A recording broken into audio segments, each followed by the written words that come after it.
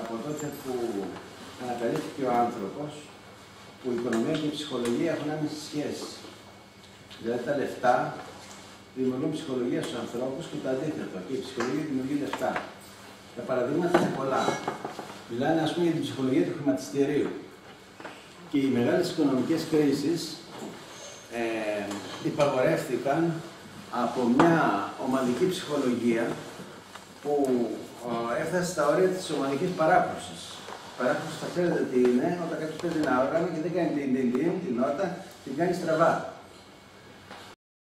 Παράκρουση τι σημαίνει σε μαζικό επίπεδο, ότι υπάρχουν σύνολα ανθρώπων, ολόκληρες μάζες που αποκτούν μια κοινή ιδέα και κατευθύνονται σε μια κατεύθυνση. Αυτό έκανε το 23, πότε ήταν, να τραβήξουν τα λεφτά από το χρηματιστήριο της Νέας Υόρκης, να καταρρεύσει το χρηματιστήριο, να κλείσουν οι επιχειρήσεις, να βγει ο κόσμος στην ανεργία και να καταστραφεί η κοινωνία. Οικονομικά. Οπότε η πρότασή μου είναι να κάνουμε ένα περίπατο στα δεδομένα, τα ψυχολογικά δεδομένα, το τι παράγει η παρούσα οικονομική κρίση στην ελληνική κοινωνία, στην ελπίδα να ανταλλάξουμε κάποιες απόψεις, να την καταλάβουμε καλύτερα και επίσης στην ελπίδα να δούμε τι μπορούμε να κάνουμε. Και αυτό γιατί εμείς συμπεριλαμβανομένους συχνά ξυπνάμε το πρωί και νιώθουμε αμήχανοι και αδύναμοι απέναντι σε αυτό που γίνεται.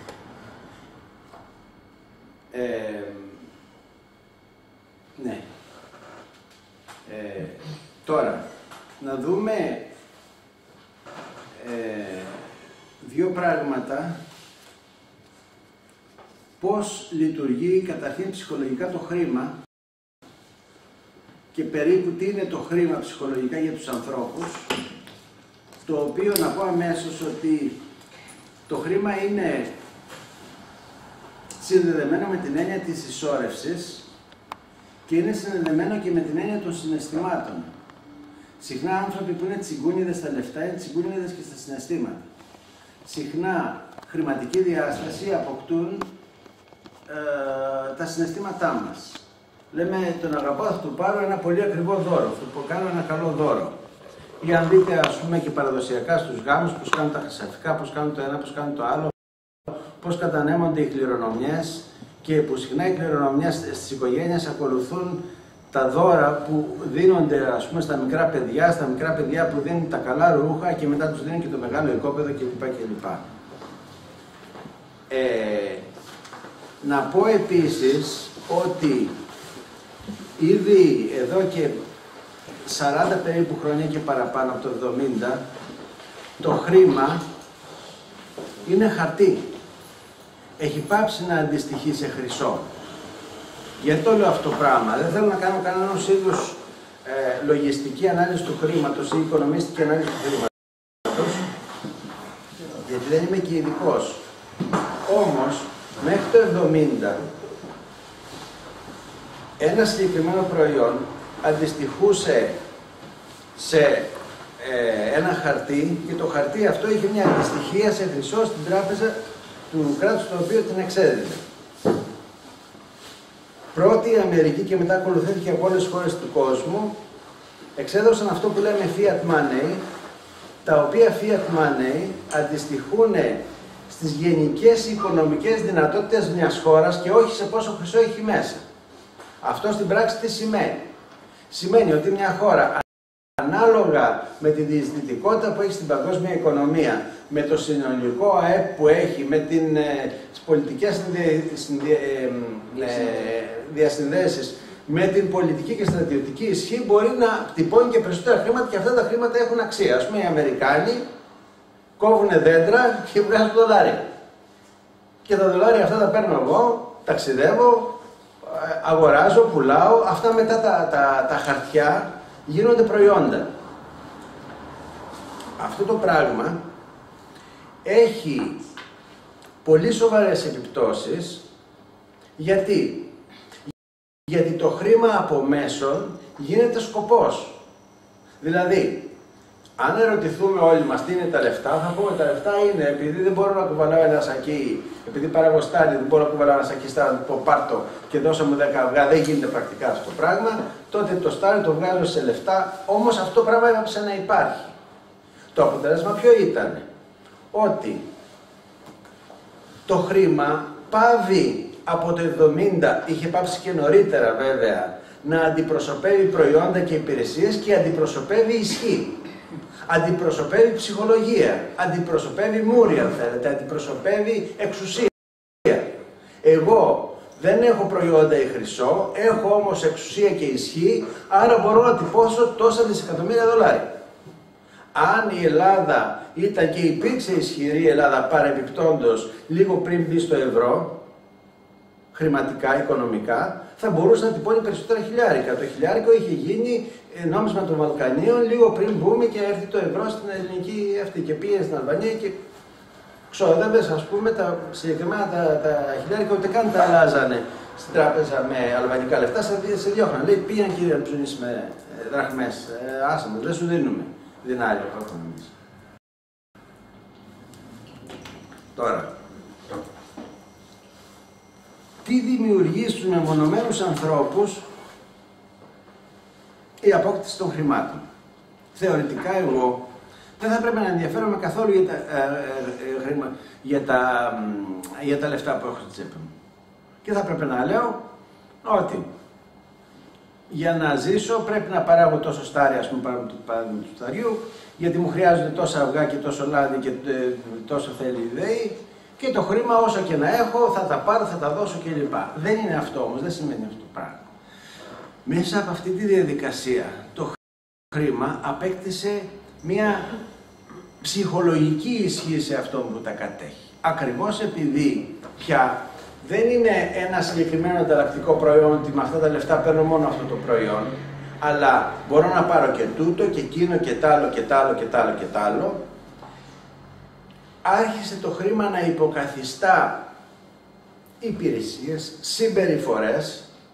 Είμαι γνωστός στην όποια κοινωνία ότι είμαι κουβαρντάς και πλούσιος, άρα με τα λεφτά μου παίρνω και αποδοχή, με τα λεφτά μου φαίνεται ότι είμαι σοβαρός, με τα λεφτά μου φαίνεται ότι είμαι ισχυρός, με τα λεφτά μου φαίνεται ότι είμαι υπολογίσιμος και καλός. Άρα εγώ δεν με ενδιαφέρει πια να βγάλω λεφτά για να θρέψω την οικογένειά μου ή να ικανοποιώ τις ανάγκες μου.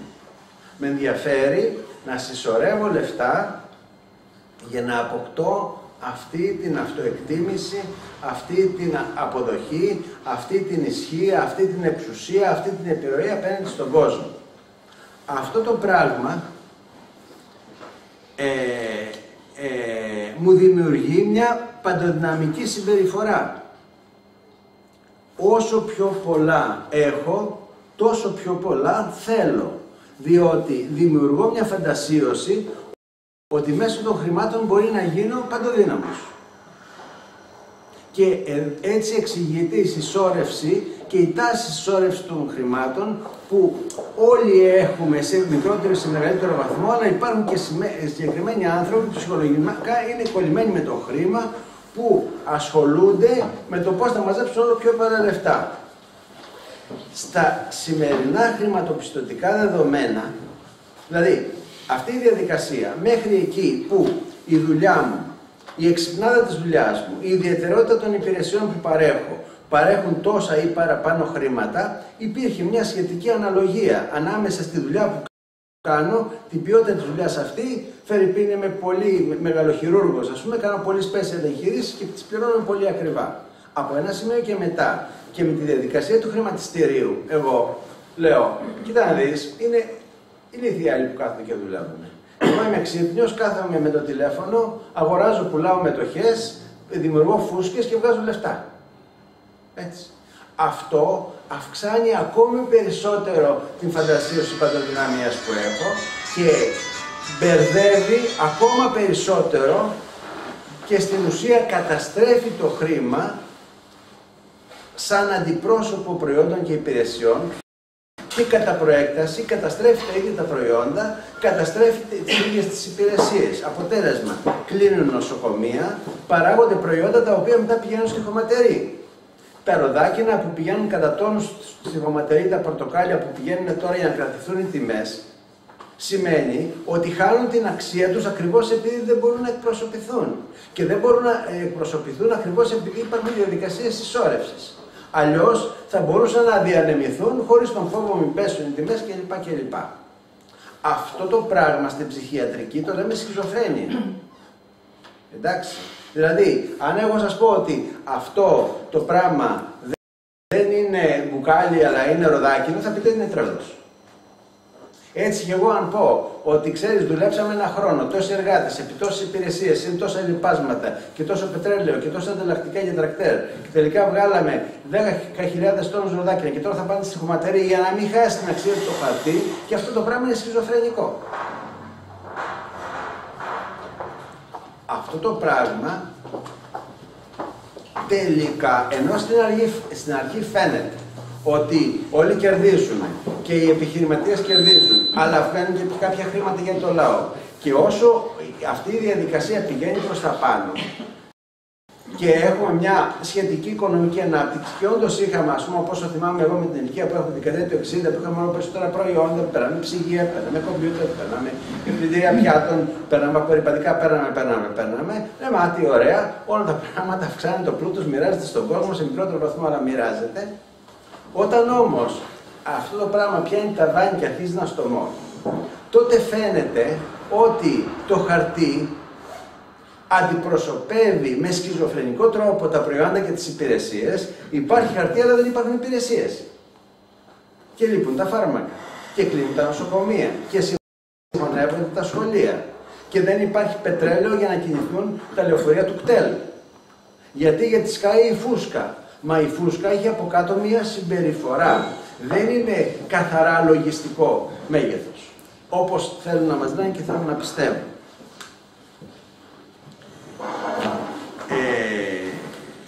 Τώρα, να δούμε λίγο τι γίνεται και πώς συμπεριφέρονται οι ομάδες όταν τα πράγματα αρχίζουν να παίρνουν την κάτω βόλτα. Καταρχήν, οι άνθρωποι αρχίζουν να γίνονται καχύποπτοι. Δηλαδή μου τηλεφωνούν, λέω πολύ απλά παραδείγματα, μου τηλεφωνούν, λέει θα βγούμε έξω, λέω πώς θα ξοδέψουμε. Και αν ας πούμε έρθει λογαριασμός, έχει καβούγια η τσέπη μου. Έτσι δεν μπορώ να είμαι τόσο φιλικός με τους φίλους, γιατί λέω τώρα κάτσε. Ενώ υπό κανονικές συνθήκες, πότε και να είσαι εσύ, πότε και να εγώ, πότε πληρώνει ο ένας, πότε πληρώνει ο άλλος, αυτό το πράγμα έχει άμεση επιρροή στην καθημερινότητα και στις κοινωνικές σχέσεις των ανθρώπων. Αυτό είναι σε μια πρώτη φάση. Σε μια δεύτερη φάση θα πω εγώ, άνοιξε κι άλλος ψυχίατρος στη Νέα Μάκρη. Εν δυνάμει είναι εχθρός μου. Είναι κακός άνθρωπος, κάνει κακή ψυχιατρική θα λέω. Όχι γιατί ενδεχομένως είναι ίσως ή καλύτερος από μένα, αυτό το παραβλέπω, αλλά γιατί πάει να μου πάρει λεφτά από την τσέπη και να μοιράσει την τούρτα. Να μοιραστεί την τούρτα. Σε μια πρώτη φάση. Σε μια επόμενη φάση θα πω ο γείτονας γιατί με στραβοκοιτάζει. Θα πω ότι γιατί ας πούμε οι γέροι να παίρνουν τις συντάξεις που παίρνουν, θα πω ότι οι αλλοδαποί μας παίρνουν τις δουλειές. Άλλο τι γίνεται στην πραγματική οικονομία με τους αλλοδαπούς, γιατί ξέρουμε ότι οι αλλοδαποί δουλεύουν με μαύρη εργασία και ότι χτίσαν τους Ολυμπιακούς Αγώνες και ότι με όρους του 1997 το 15% του ΑΕΠ οφείλεται στην υπεραξία που παρήγαγαν οι αλλοδαποί. Αυτά είναι μετρημένα της στατιστικής υπηρεσίας. Όμως, η οικονομική κρίση θα αυξήσει την καχυποψία και θα αυξήσει τις αλληλοσυγκρουόμενες ομάδες μέσα στην κοινωνία. Γιατί αναγκαστικά στην κοινωνία υπάρχουν επαγγελματικές, κοινωνικές, εθνικές, θρησκευτικές, εθνοτικές ομάδες, οι οποίες σε μια οικονομική κρίση το αναμενόμενο είναι να αρχίζουν να συγκρούονται μία απέναντι στην άλλη για να εξασφαλίσει όσο το δυνατόν περισσότερα συμφέρονται η μία απέναντι στην άλλη. Αυτή είναι και μία από τους μεγαλύτερους κινδύνους τους οποίους μπορεί να φέρει η οικονομική κρίση.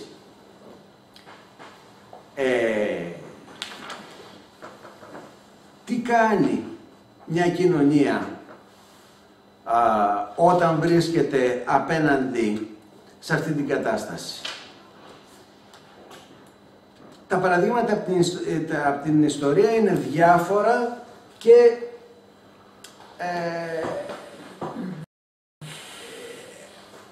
διαφορετικά και αντικρουόμενα. Ένα είναι ότι μπορεί να αναζητήσει το Μεσσία. Συνήθως ενώ δημιουργούνται πολιτικές δυνάμεις ή και κινήματα με προσωπολατρικό χαρακτήρα. Αυτό το έχουμε δει συχνά και σε επαναστάσεις. Ας πούμε ο Σπάρτακος, ανεξάρτητα από ιδεολογίες τώρα, ο Λένιν, ο Τσόρτσιλ, ο Αϊζενχάουερ, άνθρωποι οι οποίοι καταγράφηκαν στην ιστορία σε μικρότερο ή σε μεγαλύτερο βαθμό ως εργαστήρια η ίδια επεξεργασίας πολιτικής, εκπόνησης πολιτικής και λύσης προβλημάτων, και μέχρι εκεί είναι σωστά τα πράγματα. Το θέμα είναι ότι συχνά σε αυτούς τους ανθρώπους αποδόθηκαν παντοδυναμικού τύπου και μεταφυσικές ιδιότητες. Ας πούμε, δεν λέω καλός ή κακός, αλλά στην Κούβα ο Τσε Γκουεβάρα λατρεύεται σαν Άγιος. Υπάρχουν εικονοστάσια που αντί για το Χριστό και την Παναγία, δεν λέω που είναι κακός ή κακός, γιατί δεν μπαίνω σε θέματα μεταφυσικά και πίστης, έχουν τον Τσε Γκουεβάρα και τον ανάβουν κεριά και τον ανάβουν και καντήρια και θυμιάματα και τον προσκυνάνε. Εδώ και έχουν υπάρξει στην ιστορία παραδείγματα ανθρώπων οι οποίοι μπόρεσαν να παίξουν αυτό το ρόλο. Ας πούμε, ο Ναπολέον ήταν ένας από αυτούς, μπόρεσε να συνθέσει την σύγκρουση που υπήρχε στην κοινωνία τότε και οι ιδέες του έγιναν αποδεχτές 2 αιώνες μετά. Είναι γνωστό ότι η Γαλλική Επανάσταση κατέρευσε, επανήλθε η Βασιλεία και αυτό που λέει ισότης αδελφό της ελευθερία επικράτησε στην κοινωνία, και μετά την αρχαία φιλοσοφία και την αρχαία ελληνική δημοκρατία, η Γαλλική Επανάσταση επανεκτιμήθηκε 2 αιώνες μετά, αφού του κατέθεσαν και ιδέες, και είναι γνωστό και ότι η Ελληνική Επανάσταση σε μεγάλο βαθμό με τη Φιλική Εταιρεία στηρίχθηκε σε αυτές τις ιδέες. Μία εκδοχή αυτής της κατάστασης είναι και αυτό, και αν θέλετε είναι και κάτι που ζούμε και τώρα, για να μην πηγαίνουμε μακριά σε παραδείγματα ιστορικά, στην Ελλάδα. Σε γενικές γραμμές μπορούμε να πούμε, εγώ το πιστεύω, ότι στην ελληνική πολιτική σκηνή, τουλάχιστον στο επίπεδο της εξουσίας, δεν υπάρχει κάποιος ο οποίος να μπορεί να μετουσιώσει την κρίση σε μια ευκαιρία και να δείξει μία οδό εξόδου από την κρίση. Δεν υπάρχει ένας ηγέτης ανάλογος των περιστάσεων. Είπαμε το δεύτερο ενδεχόμενο είναι να συγκρούονται μεταξύ τους. Αυτό είναι κάτι που παραδείγματος χάρη το χρησιμοποιεί κατά κόρον η Χρυσή Αυγή.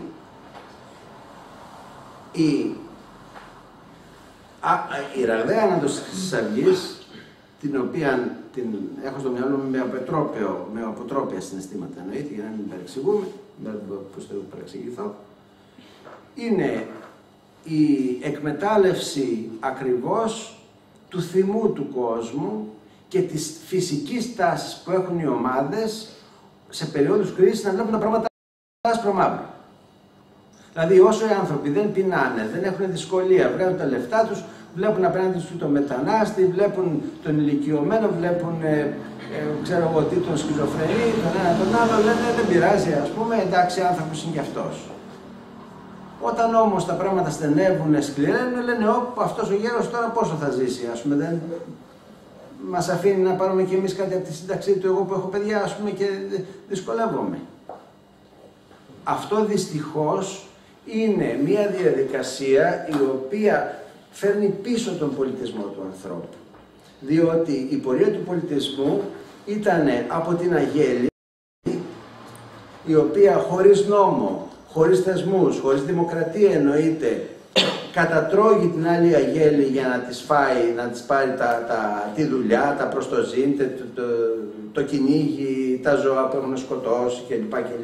Καθοδηγούμενοι πάντα από έναν αρχηγό που μπορεί να είναι ο ελέφαντος ο γεραιότερος, μπορεί να είναι ο τράγος που είναι ο πιο καλός, ο βίσωνας ξέρω εγώ που είναι ο πιο καλός, και ο άνθρωπος παλινδρομεί με αυτές τις διαδικασίες σε συνθήκες αγέλης. Συνθήκες αγέλης ζούμε στον Αγίο Παντελεημόνα στην Αθήνα, που από τη μια έχουμε τη Χρυσή Αυγή, κανονική αγέλη. Εγώ ήμουν στην Βουλή και τους έλεγα, επειδή είμαι οικολόγος, γυρίστε στην φύση, γιατί από τότε που φύγατε έχει μειωθεί η βιοποικιλότητα. Έτσι. Λοιπόν, έτσι. Και από την άλλη, ας πούμε, και βέβαια όλοι οι συνακόλουθοί τους, γιατί μια αγέλη έχει τους φανατικούς και τους οπαδούς της, οι κάτοικοι, οι οποίοι προσπαθούν με βία και με σύγκρουση και με ανακάλυψη εχθρών να λύσουν τα προβλήματά τους, και όχι με έναν τρόπο με τους θεσμούς, όχι με έναν τρόπο με τον πολιτισμό δηλαδή, με αυτοδικία κλπ.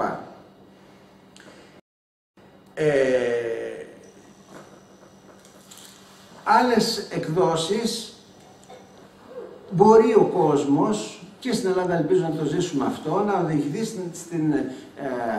στην υποστήριξη μιας φιλολογικής κυβέρνησης. Υπάρχει αυτή η έκδοση. Γιατί στη νέα κοινωνία, εγώ δεν είμαι πάντα απεσιόδοξος, είμαι μάλλον αισιόδοξος. Υπάρχουν και οι τάσεις προς τον πολιτισμό και το αντίθετο. Υπάρχουν και κρίσεις οι οποίες έδωσαν βήμα στις κοινωνίες. Οι κοινωνίες ευτυχώς δεν πάνε συνολικά πάντα προς τα πίσω, ούτε συνολικά πάντα μπροστά σε περίοδους κρίσης. Δεν κυριαρχεί πάντα η αυτοδικία. Ας πούμε, ένα μεγάλο παράδειγμα γι' αυτό, και θα το έχετε ακούσει, δεν ξέρω αν δεν θα συμμετείχατε εδώ γιατί είστε και λίγο μακριά, το κίνημα των αγανακτισμένων. Όμως, επειδή ήμουν εκεί, στο Σύνταγμα, οι αγανακτισμένοι δέχτηκαν, καταρχήν ήταν δεκάδες χιλιάδες ανθρώπων, έτσι. Υπήρξαν νύχτες που ήμασταν και 300.000 άνθρωποι εκεί πέρα. Αυτοί οι άνθρωποι δεν ήταν κάτω από κανέναν αρχηγό, απολύτως κανένα. Και αυτοί που είχαν τα μικρόφωνα, αυτό ακριβώς λέγανε, το εδώ είμαστε Γενική Συνέλευση. Αυτοί οι άνθρωποι που ήταν τόσο ετερόκλητοι μεταξύ τους, δεν ανήκαν απολύτως σε κανένα κόμμα, όλοι μαζί σε διάφορα κόμματα, από όλα τα κόμματα και πολλοί σε κανένα κόμμα, δέχτηκαν επανειλημμένες προκλήσεις από την αστυνομία για να καταρρεύσουν στη βία.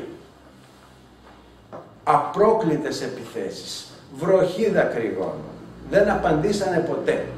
Υποχωρούσανε, χωνόντουσαν στα στενά, αφήναν την αστυνομία να εκτονωθεί και μετά ξαναπηγαίναν στην πλατεία. Ξανά επιτεθούν αστυνομία, ξανά στα στενά, ξανά η αστυνομία, ξανά στα στενά, ξανά αστυνομία, μέχρι να βαρεθεί η αστυνομία, όποτε ξαναγίνανε στην πλατεία. Αυτό ήταν μια υποδειγματική συμπεριφορά μάζας η οποία επέλεγε τον πολιτισμό και όχι τη βία. Και αυτό είναι πρωτόγνωρο και γι' αυτό το λόγο, κατά τη γνώμη μου, το κίνημα των αγανακτισμένων και των πλατιών έφερε μπροστά την ελληνική κοινωνία. Γι' αυτό είχε και αυτά τα αποτελέσματα. Γι' αυτό έβαλε και στον τοίχο τους όποιους θεωρούμε υπεύθυνους για αυτή την κατάσταση. Ήταν μια μεγάλη νίκη του κινήματος των αγανακτισμένων και δεν έγινε μέσω της βίας.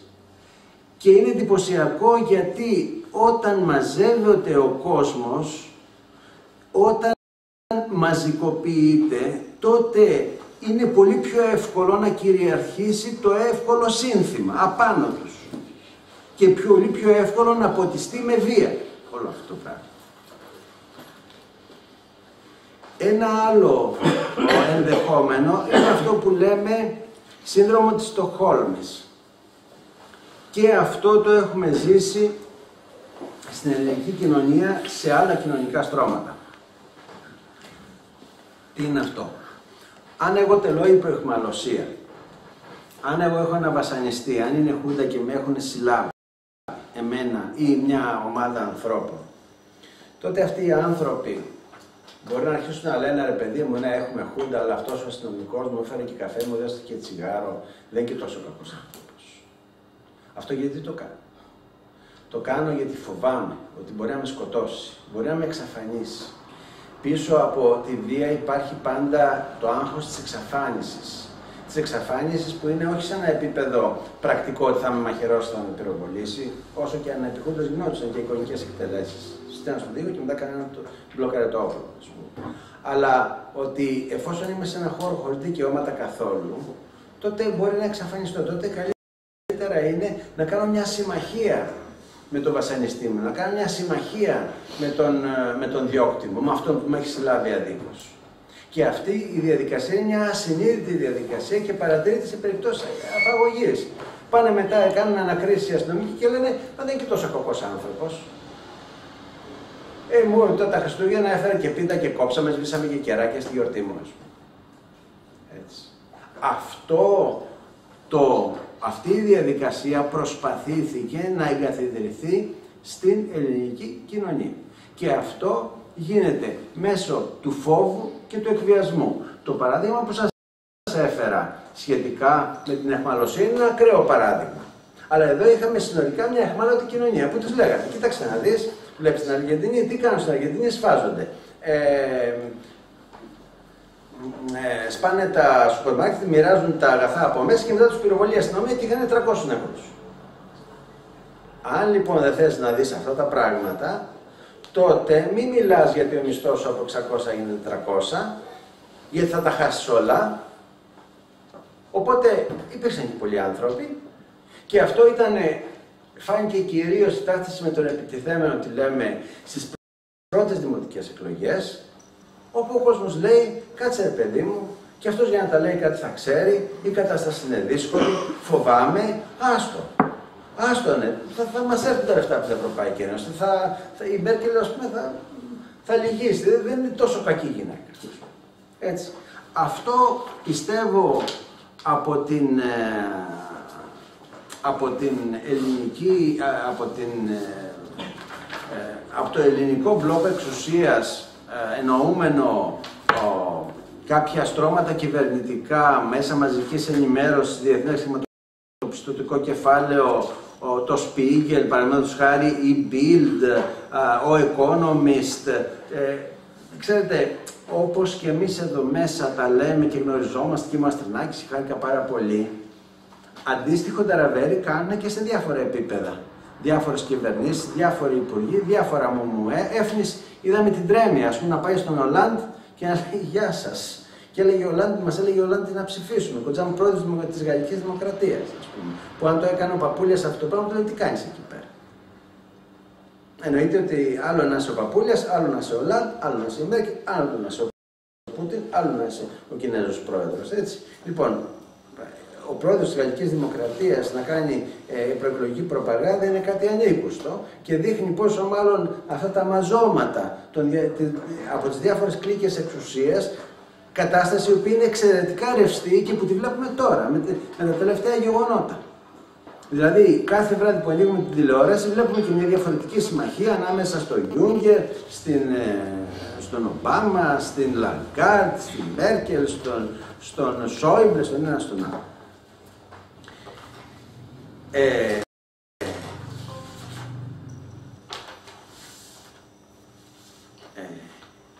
Τώρα, υπήρξε λοιπόν η προσπάθεια και εδώ παράλληλα με την δίωξη να μας τοποθετήσουν μέσα στο σύνδρομο της Στοκχόλμης, έγινε και μια προσπάθεια που αποτελεί μεταφορά στην πολιτική της κάποιων μεθόδων βασανισμού και αυτά τα αναλύει πολύ καλά η Κλάιν, θα το έχετε ακούσει, το δόγμα του Σοκ, που είναι απόρρια του δόγματος Φρίντμαν, αποτελούσε δοκιμασμένων πρακτικών βασανισμού, ας πούμε, που κάποιες μυστικές υπηρεσίες μεγάλων χωρών, δεν λέω ποιες είναι για να μην φανεί ότι κάνω πολιτική προπαγάνδα, ο καθένας καταλαβαίνει τι θέλει, προσπαθήθηκε να μεταφερθεί στην κοινωνία. Και τι είναι αυτό? Όταν έχουν ένα αιχμάλωτο, τον ξυλοφορτώνουν μέχρι να λιποθυμίσει και μετά του λένε μίλα. Δεν μιλάει. Γιατί δεν μιλάει? Δεν μιλάει γιατί έχει μια ηθική, έχει μια ιδεολογία και την υποστηρίζει. Και έχουμε στην ιστορία πολλά παραδείγματα ανθρώπων οι οποίοι βασανίστηκαν πάρα πολύ και δεν μίλησαν. Από τους πρώτους χριστιανούς, τους μάρτυρες, μέχρι την ελληνική πολιτική ιστορία και τους άλλους μάρτυρες, τους πολιτικούς, όπου και αν ανήκαν αυτοί. Όταν συνέλθει λίγο και πει όχι, το ξαναξυλοφορτώνουν, το ξαναβασανίζουν, το ξαναβασανίζουν, μέχρι να σπάσει και να μιλήσει. Αυτό το σπάσιμο τι πράγμα είναι σε ψυχολογικό επίπεδο? Είναι η κατάρρευση της ηθικής διάστασης του ανθρώπου. Είναι η κατάρρευση του ηθικού και της ηθικής. Το ηθικό στηρίζει την ηθική. Τι σημαίνει αυτό? Σημαίνει ότι εγώ έχω μια ηθική που λέει ότι μια γυναίκα στο λεωφορείο, αν κάτσει δίπλα σου, θα κάνεις έτσι, να της κάνεις χώρο. Δεν θα προσπαθείς να κολλάς πάνω σου. Είναι ανήθικο. Έτσι. Δεν θα είσαι αθυρόστομος με ανθρώπους που δεν ξέρεις. Ξέρω εγώ, θα δώσεις πίσω τα δανεικά σου, θα είσαι ευγενικός με τους φίλους σου, θα είσαι τίμιος με τους άλλους. Αυτό είναι η ηθική. Δεν θα προδίδεις τους συναγωνιστές σου, ας πούμε, ξέρω εγώ τι. Δεν θα προδίδεις την ιδεολογία σου για λεφτά ή δεν θα πηγαίνεις από κόμμα σε κόμμα αντίθετο γιατί τους προσφέραν καλύτερες θέσεις. Αυτό, ας πούμε, είναι η ηθική. Το ηθικό είναι η υποκειμενική ψυχική δύναμη που αυτά τα πράγματα μπορεί να τα υπηρετήσει. Λοιπόν, το δόγμα του Σοκ σκοπεύει στο σπάσιμο αυτού του ηθικού και στην Ελλάδα προσπαθήθηκε το σπάσιμο ακριβώς αυτού του ηθικού του ελληνικού λαού. Καθαρά πράγματα.